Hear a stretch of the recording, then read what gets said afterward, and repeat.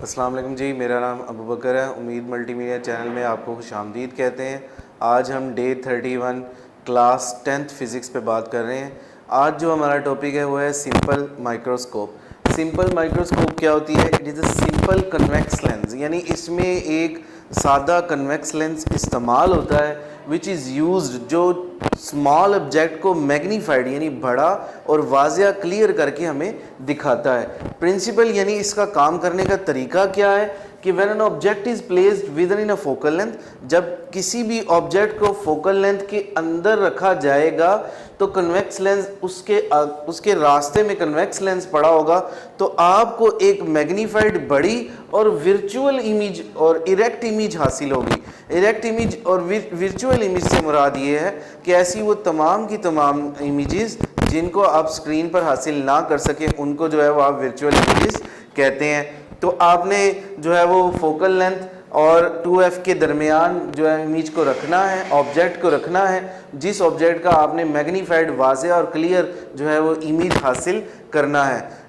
Explanation में क्या है, लेट जब आप ऑब्जेक्ट को रखते हैं तो इंसानी आँख और ऑब्जेक्ट के दरमियान जो एंगल बनता है उसे एंगल थीटा कहते हैं। और इसी तरह जो ऑब्जेक्ट और जब ऑब्जेक्ट की इमेजेस बन जाते हैं उस इमेज के दरमियान जो एंगल बनता है उसे जो है उसे भी हम एंगल थीटा के नाम से जाहिर करते हैं। Then the angle the theta is a angle, ये थीटा से मुराद ये वो वाला एंगल है subtended by the final image, जो आखिरी इमेज के बाद बनता है। यानी फाइनल इमेज से मुराद ये है कि जब आप ऑब्जेक्ट को रखें जिसकी आपने इमेज लेनी हो, उसका इमेज जब हमारे पास बन जाए तो उससे जो एंगल बनेगा उसे हम फाइनल इमेज का नाम देते हैं।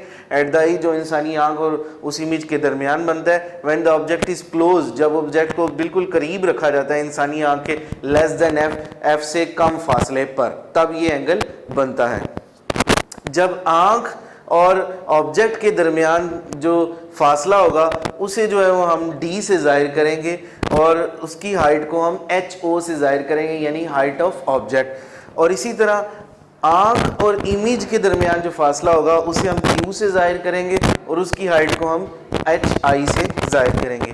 इसकी मैग्नीफाइंग पावर भी होती है। मैग्नीफाइंग पावर निकालने के लिए जो आपके पास फाइनल इमेज हासिल होता है सिंपल माइक्रोस्कोप से, उसको आप जो है मैग्नीफाइंग ग्लास से जो इमेज हासिल होता है उसको आप ऊपर रखेंगे।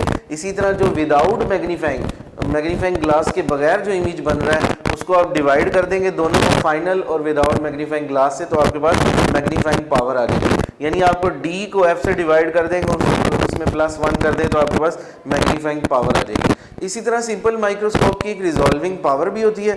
रिजॉल्विंग पावर से मुराद ये है किसी भी ऑब्जेक्ट को वाज़िया और शफाफ और सही तरीके से जिसकी आप इमेज लेना चाह रहे हैं उसको सही तरीके से दिखाए, उसको उस माइक्रोस्कोप की जो है वो रिजॉल्विंग पावर कहा जाता है।